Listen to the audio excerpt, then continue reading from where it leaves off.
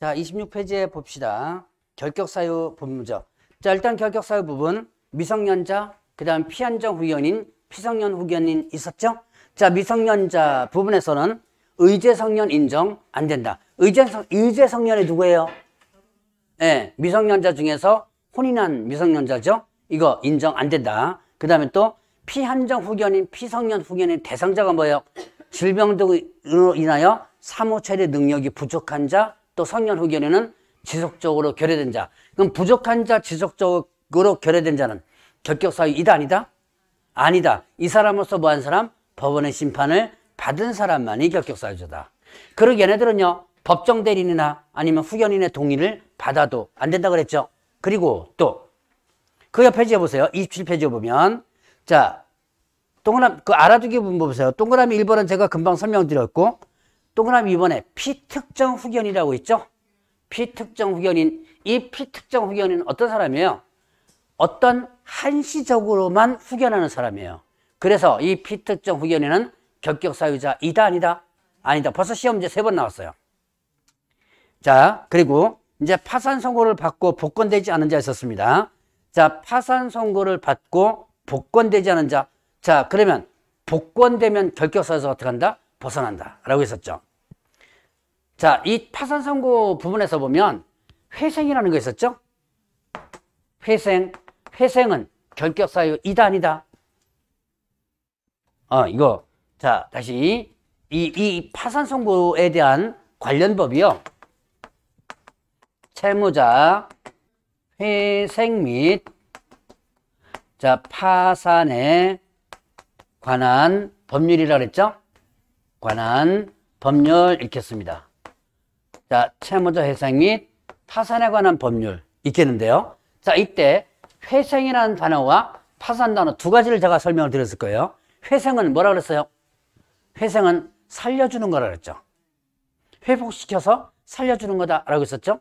자, 그러면 회생은 어떻게 돼요? 회생은 일단 채무를 어느 정도 감면시켜 준 다음에 매월 얼마씩 갚아나가도록 조정을 해주는 거죠. 이건 살려주는 거다 그랬고요. 그래서 이거는 결격사유이다 아니다? 아니다. 근데 파산은요, 뭐라 했어요? 죽이는 거라 그랬지. 얘는 살리는 거고 얘는 뭐다? 죽이는 거라 그랬어요. 어떻게 죽인다 그랬어요? 네, 경제적으로 죽인다. 즉 뭐냐면 경제권이 박탈된다 그랬죠. 자, 그러면 봅시다. 여기서 파산 선고를 받았습니다. 또 한번 물어봐야죠. 파산 선고 받았어요. 그러면 채무를 갚을 의무가 있나요? 없나요? 갚을 의무? 있다. 자, 이거 꼭 여러분들 기억해놔야 돼요. 있다. 의무는 있다. 다만 언제까지 갚아라 라는 기간을 부여하지는 않았습니다. 의무가 있다는 것을 머릿속에 일단 기억을 좀 해놔야 돼요. 자, 그러면 이때 보죠. 이때 파산 선고를 받고 복권되지 않은 자, 이제 복권되면 벗어나겠죠. 자, 복권되는 방법이 여러분들 교재에 있어요. 뭐예요? 면책 결정을 받았거나 아니면 또 복권 판결을 받았거나 아니면 예, 몇 년 경과된다면 10년이 경과된다면 있겠죠. 자, 면책 글자 그대로 해서 그건 뭐예요? 책임을 면한다. 책임을 면한다. 면해주는 거죠. 그래서 여러분들이 자, 파산 선고와 면책 결정은 별개라 그랬습니다. 그래서 파산 선고를 받고 면책 결정을 받으면 이제는 돈 안 갚아도 되죠. 그러니까 복권되는 거다. 자, 그러면 면책 결정 잘 못 받는다 그랬죠. 그럼 만약에 못 받는다면 열심히 돈 벌어서 갚으라 그랬죠. 자, 돈 벌어서 갚아요. 다 갚았습니다. 돈 다 갚았다고 복권되는 거 아니죠. 나 돈 다 갚았으니까 원위치 주세요. 복권 신청을 하죠. 신청해가지고 복권 판결을 받으면 일단 벗어나는 거죠. 자, 그럼 이도저도 아니면 어떻게 돼요? 몇 년 계기라 그랬어요? 네, 10년 동안 계기라. 그러면 자동 복권된다 그랬죠. 복권되면 결격사에서 벗어난다 라고 하는 거. 자, 여기까지만 여러분들 기억을 하시면 되겠고, 자, 그러면 이제 또 이제 형벌을 받은 자 보겠습니다. 금고 이상의 실형 선고받고, 이제 이거는 제가 칠판에 일단 안 쓸 거예요. 입으로만 할 거니까 여러분들 필요한 부분을 일단 써보세요. 금고 이상의 실형하면 뭐였죠? 금고 이상의 실형하면 금고형, 징역형, 사형이 있는데 사형을 일단 빼고, 자, 그러면 또 집행 종료, 집행이 종료됐다는 건 뭐예요? 만기 출소했다는 얘기죠. 이때 종료된 것으로 보는 자를 포함한다. 종료된 것으로 보는 자가 뭐였죠? 가석방. 자, 여러분들이 가석방, 여러분들 한번 보세요. 가석방됩니다. 가석방은 말 그대로 뭐라 그랬어요? 가짜로 석방시켜주는 거라 했죠. 가짜로 석방시켜주는 거다. 그러니까 내가 받은 형은 그대로 어떻게 돼요? 법적으로 유지가 되죠. 그런데 나는 어떻게 돼요? 교도소에서 몸은 빠져나온 거다. 그러니까 내가 받은 형은 그대로 유지되니까 형이 끝나지만 되겠죠. 그래서 가석방되고 나서 자녀형, 자녀형이 어떻게 됐을 때 종료가 된다면 이때 어떻게 된 거예요? 이때 종료된 것으로 어떻게 한다? 간주해준다. 그때부터 몇 년? 3년. 이렇게 된 거죠. 자, 그래서 종료되면 그때부터 3년. 그 다음에 또 이제 거기에 대해서 종료된 것으로 보는 자, 즉 가석방 돼가지고 남은 형이 끝나면 그때부터 몇 년? 3년. 자, 그 다음에 또 집행면제. 집행면제란 뭐예요? 집행면제란 집행을 면해주는 거죠. 자, 그러면 집행면제 대표적인 케이스가 뭐예요? 집행면제 대표적인 케이스는 사면인데 무슨 사면? 특별사면이죠. 자, 여러분들 특별사면이 있었죠? 이 특별사면은 남은 형을 면제시켜준다 그랬죠. 자, 내가 징역을 3년 받고 교도소에 들어가서 사는 와중에 2년 만에 뭘로 풀려났다? 특별사면으로 풀려났다. 2년 만에 특별사면으로 풀려난 거예요. 자, 그러면 이때 어떻게 된 거예요? 이때 남은 형 얼마? 1년이죠? 자, 남은 형 1년이 어떻게 된다? 1년이 면제가 된다. 면해주는 거죠. 자, 결론. 내가 징역 3년 선고받고 2년 만에 뭘로 풀려났다면? 특별사면으로 풀려나면 나 징역 몇 년 받은 거와 같아요? 2년이에요? 3년이에요? 그렇죠. 2년 받은 것 같죠. 왜? 법적으로 1년이 면제되니까. 그러니까 그때부터 몇 년? 3년을 계산하면 된다. 가석방과는 다르죠. 가석방은 가석방 시점부터 3년이 아니죠. 남은 형이 끝나서부터 3년인데 이거는 풀려나서부터 3년. 자, 그러면 일반 사면이 있습니다. 일반 사면. 자, 일반 사면은 이게 무슨 뜻이에요? 있었던 것을 아예 어떻게 돼요? 없애주는 거라 했죠. 일반 사면은 있었던 것을 아예 없애주는 거다라고 했었어요. 그래서 자, 일반 사면을 내가 징역 3년형을 선고받고 2년 만에 뭘로 풀려난다면 일반 사면으로 풀려난다면 이때 어떻게 돼요? 이때는 나는 있었던 것이 완전히 없애주는 거죠. 나 징역 3년 받은 거 아예 안 받은 게 되는 거예요. 그래서 일반 사면은 사면 받은 날부터 바로 결격서 벗어난다. 자, 이런 내용이 있었습니다. 근데 참고적으로 한번 보세요. 참고적으로 거기에 집행 면제하는 부분에서 제가 그 안에 박스 안에 특별 사면만 줄줄이 아마 1월 달에 3월 달에 이렇게 했는데요. 거기 보니까 집행 면제는 법률의 개정, 형의 시환성, 외국에 수용받은 거. 자, 이런 게 있어요. 참고적으로 한번 간단하게 설명드리고 넘어갑니다. 법률의 개정은요, 내가 어떤 행위를 했는데 그 행위를 했을 때는 죄가 된 거예요. 그래서 교도소에 갔는데 가 있는 와중에 내가 한 행위가 죄가 안 되는 걸로 바뀐 거예요. 그런 경우 뭐 있을까요? 대표적으로 여러분들이 가장 이해하기 쉬운 거. 네, 맞아요. 간통죄. 지금 현재 간통죄는 죄가 돼야 안 돼요? 네, 안 되죠? 누구 때문에 이거 없어졌어요? 네, 옥소리. 이거 제가 옛날에 했던 것 같다. 옥소리 때문에 없어진 거죠. 박철이죠, 박철. 제가 맨날 헷갈려. 옛날 또 동서울대 부동산학과 학과장하는 박필이라고 있는데 자꾸 이제 그 친구 얘기가 자꾸 나오는. 자, 그 박철하고 옥소리하고 그 사이에 있었죠? 자, 그럼 어쨌든 이 간통죄가 가장 대표적인 케이스예요. 자, 제가 제가 있다고 쳤습니다. 제가 간통으로 걸려가지고 징역 3년 선고받고 있는 와중에 2년 만에 뭐가 간통죄가 폐지된 거예요. 그러면 자, 2년 동안은 그대로 어떻게 돼요? 간통죄가 있는 거죠? 여기 없어졌으니까. 그러니까 이때부터 나머지 형은 면제되지만 이거는 그대로 인정되는 거죠. 그러니까 그때부터 3년 이렇게 된 거죠. 자, 그 내용이고, 그 다음에 형의 시효 완성. 형의 시효가 완성되는 것은 형을 선고를 했는데, 자, 예를 들어서 징역 3년을 선고했습니다. 그럼 징역 3년 선고했으면 어떻게 돼요? 집행을 해줘야죠. 그럼 집행이 뭐예요? 징역형의 집행은? 징역형의 집행은? 그쵸.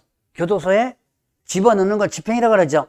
근데 어떤 특정한 사유 때문에 교도소에 안 들어가는 경우가 있어요. 근데 사실은 극히 드물고, 극히 드문데, 그냥 단적인 예를 한번 봅시다. 여러분들이 저기, 유명한 사람들, 교도소에 가면 바로 나오죠. 어디로 가요? 예. 휠체어 타거나 누워서 가죠? 그럼 병원에 가서 있습니다. 이거 집행된 거예요? 안 된 거예요? 집행? 안 된 거죠. 집행은 교도소에 집어넣으면 집행이 되는 거죠. 병원 가면 이 집행이 되는 거 아니죠. 이게 일정 기간이 지나면 시효가 끝난다. 근데 사실은 이제 예를 든 거고, 지금 그거는요, 형 집행 정지라고 해서 정지를 시켜놔요. 그렇기 때문에 시효가 진행되지는 않습니다, 사실은. 얼마 전에 저 최순실 나왔다 들어간 거 아세요? 그 뉴스도 안 나와요, 아예. 최순실 지금 6개월인가 나갔다가 지금 도로 들어왔어요. 들어갔습니다. 형 집행정지 돼가지고 아예 뉴스도 안 돼요. 잘 살고 잘 먹다가 들어간 것 같아요, 아마. 네. 자, 근데 이게 나오면 집행정지가 돼서 나오기 때문에 사실은 형의 시효만 상관은 조금 무관해요. 어쨌든 그렇다라는 건 이해를 시켜주기 위해서 예를 든 거고, 그 다음에 외국에서 형 받은 경우. 자, 여러분들 이제 태국에 놀러 갑니다. 아니면 필리핀에 놀러 가요. 근데 거기서 범죄를 저지른 거예요. 그러면 그 나라에서 범죄를 저질렀으니까 어떻게 돼요? 그 나라에서 잡혀가겠죠. 그래서 그 나라에서 교도소 갑니다. 자, 그 나라에서 교도소 갔다가 예를 들어서 징역 1년을 선고받고 일단은 교도소에 들어갔다 나와요. 그러면 범죄자이기 때문에 강제 추방을 시켜요.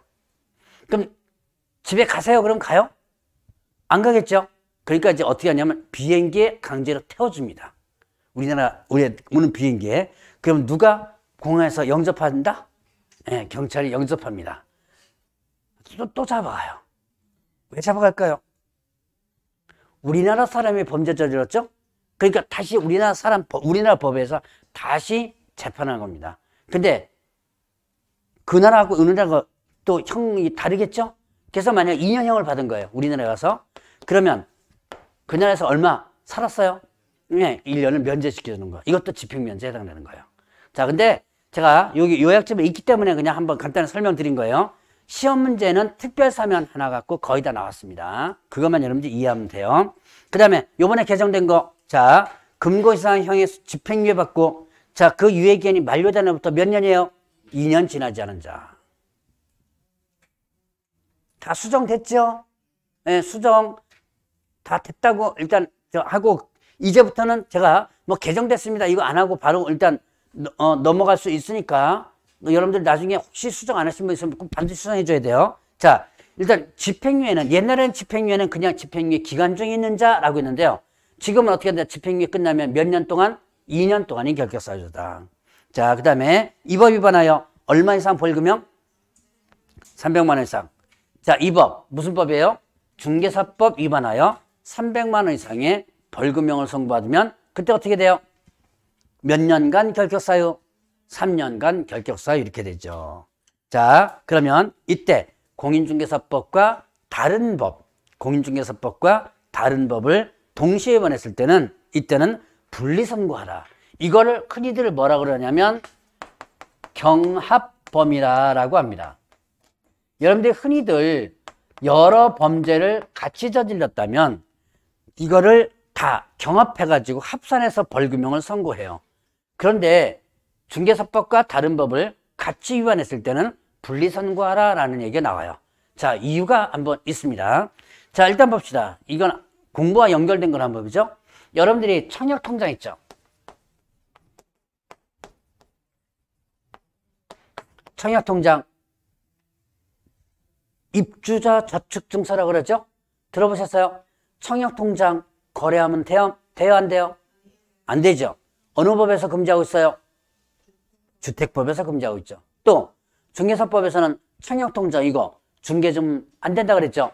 자, 중개사법에서 이거 중개 주면 형벌 3-3. 뒤에도 제가 이 얘기는 아마 잠깐 할 거니까 처음 들으신 분들은 그냥 하고 넘어갔어요. 자, 3-3이고 주택법에서도 청약통장 거래하거나 아니면 알선하면 3-3이거든요. 그럼 결국은 청약통장을 만약에 중개 주면 중개사법과 주택법이 동시 위반되는 거예요. 그러면 벌금형을 만약에 선고한다면 중개사법과 주택법을 합쳐가지고 예를 들어서 600만 원 이런 식으로 하는 게 일반적인 겁니다.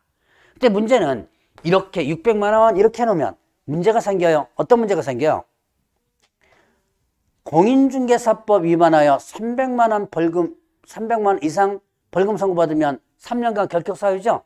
근데 이게 지금 600만 원이 중개사법 위반해서 600만 원 아니죠.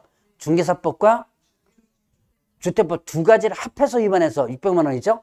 그러니까 이게 중개사법 위반해서 300만 원이 되는지 안 되는지 모르는 거예요. 그래서 이럴 땐 분리선고하라. 중개사법 얼마, 주택법 얼마 이런 식으로.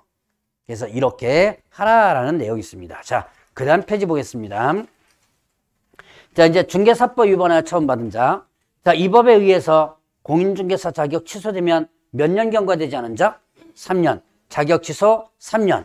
자, 그 다음에 또 공인중개사 자격정지. 자격정지는 누구에게 처분하는 거예요? 자격정지는 누구에게 처분하는 거죠? 예. 소속 공인중개사가 자격정지 받으면 그 정지기간 동안이 결격사유자다. 자, 그러면 이제 또 중개사무소 개설 등록이 취소되면 몇 년간 결격사유? 개설 등록 취소는 몇 년이에요? 3년. 자, 봅시다. 등록 취소되면 3년간 결격사유에 해당되는데, 그런데 이때 자, 이제 요거 기본적으로 기억해 놔야 돼요. 근데 예외적으로 3년의 기간이 적용되지 않는 게 있었죠. 3년이 기간이 적용되지 않은 거 뭐 있었어요? 사기결. 자, 여기 사망해산. 자, 사망. 그 다음에 해산. 그 다음에 또 등록 기준 미달.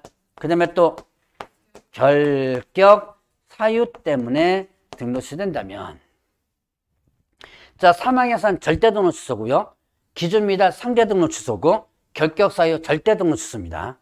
그럼 이렇게 사망해산으로 등록 취소됐다. 그럼 사망했어요. 등록 효력이 소멸되죠. 그럼 당연히 이제 등록이 어떻게 돼요? 취소되겠죠.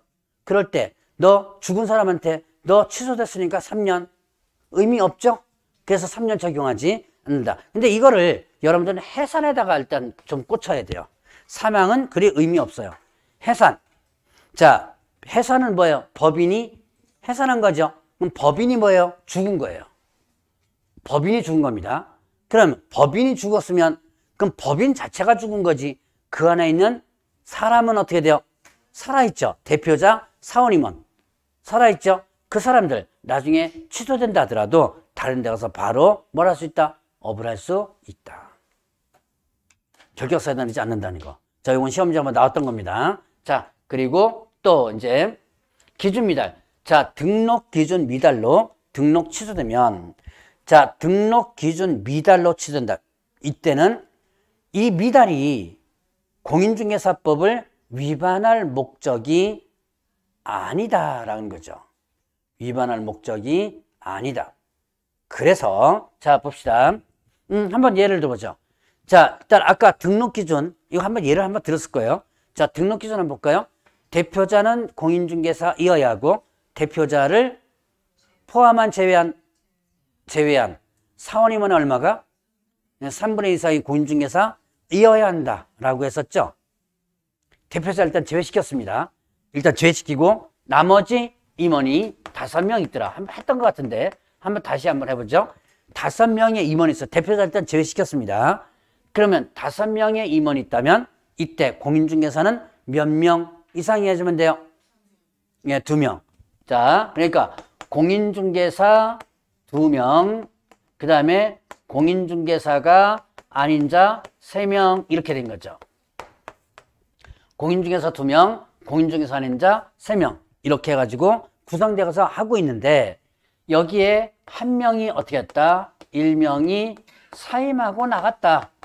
사표 쓰고 나가는 순간에 공인중개사 1명, 아닌 자 3명. 그러면 기준이 맞아요, 안 맞아요? 이게 바로 미달이죠. 근데 문제는 이게 중개사법을 위반할 목적으로 얘가 나간 것은 아니다. 그래서 기준에는 안 맞지만, 그래서 등록을 취소시킬 수 있지만 뭐는 적용하지 않는다? 3년.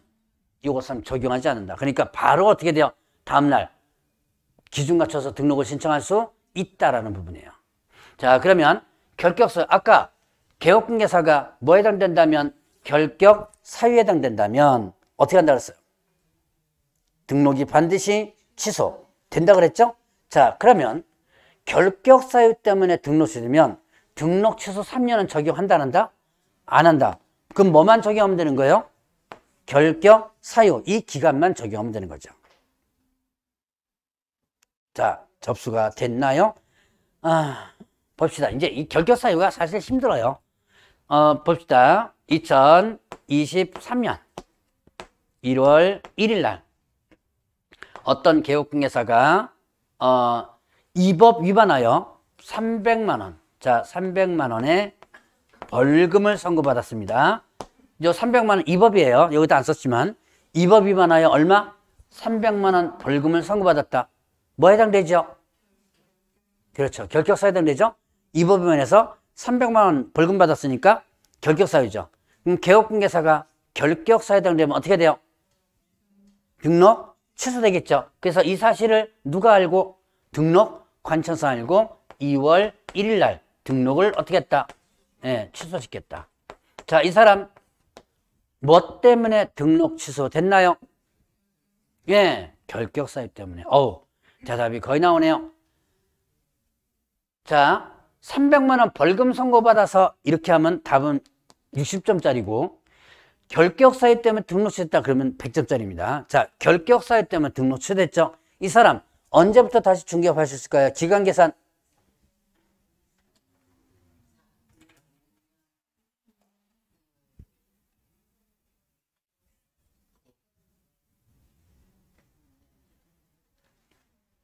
일단 몇 년? 26년. 몇 월 며칠? 답은 1월 1일. 네, 맞아요. 1월 1일이에요. 얘 지금 거의 3분의 2가 지금 이해를 못하고 있는 거야, 지금. 자, 다시 한번 해봅니다. 답은 1월 1일이에요. 뭐 때문에 등록 취소됐다? 결격 사유 때문에 등록 취소되면 이때 등록 취소 3년 적용한다 안 한다? 안 한다. 자, 이게 왜 안 하느냐? 중복되잖아요. 이중 계산이 되죠. 그러니까 어떤 것만 계산하면 된다? 결격 사유 하나만 계산하면 되는 거예요. 그러니까 아예 여러분들 이렇게 결격 사유 때문에 등록 취소됐다면 아예 등록 취소는 생각하지 말고 뭐만 계산하라? 요게 결격 사유 원래 기간이죠? 요거만 계산하라. 이해되셨나요? 그래도 모르면 개인적으로 오세요. 자, 그 다음에 이제 이렇게 등록 취소 3년에서 또 하나 예외가 있었습니다. 자, 요거는 여러분들 교재에 있을 거예요. 폐업했다가 다시 등록한 개업공개사가 폐업 전 행위로 등록이 취소되면 이때 뭐 빼준다? 폐업 기간을 빼준다. 왜 폐업 기간 빼준다 그랬어요? 폐업 기간 동안 뭘 안 하죠? 업무를 안 하죠. 그래서 못 하죠, 당연히. 그래서 일단 폐업 기간 빼준다. 자, 다시 한번. 폐업 후 재등록한 개업공개사가 폐업 전의 행위로 등록이 취소되면 뭐 빼준다? 폐업 기간 빼준다. 자, 봅시다. 이제 여러분들 이 기간 계산 문제가 헷갈리더라고 보니까. 자, 2022년 10월 1일 날 22년 10월 1일 날 뭘 했냐면 어떤 개업공개사가 등록 취소 위반 행위를 했습니다. 등록 취소 위반 행위를 한 거예요. 근데 아직 안 들켰어요. 위반 행위만 했지 안 들켰습니다. 그리고 23년 1월 1일 날 폐업했어요. 그리고 7월 1일 날 다시 뭐 했다? 재등록했다. 폐업기간 몇 개월이에요? 폐업기간 몇 개월?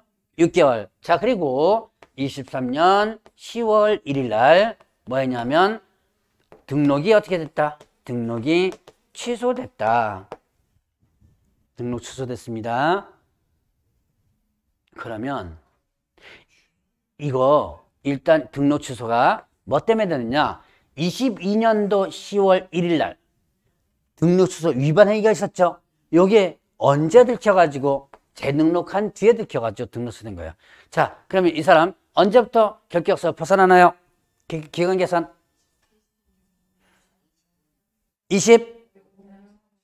26년, 네, 26년이에요. 몇 월 며칠? 네, 4월 1일. 자, 답은 26년 4월 1일입니다. 자, 이제 25년이라고 계산한 분도 있을 거예요. 자, 왜 25년이 되냐? 이유가 있어요. 여기서부터 계산하기 때문에 그래요. 여기서부터 계산하면 안 돼. 이건 위반 행위를 한 날이고 처분받은 날은 언제예요? 이날이죠. 이건 위반 행위를 한 날이고 그걸 들켜가지고 처분받은 날은 언제? 이날이니까 당연히 여기서부터 계산해 줘야죠. 그럼 여기서부터 계산하면 일단 요것만 계산해 봅시다. 23년 10월 1일이니까 3년 계산하면 얼마예요? 26년 10월 1일이죠. 근데 여기서 뭐 빼준다? 폐업 기간 빼줘야죠. 몇 개월? 예, 네, 그러니까 4월 1일 이렇게 된 거죠.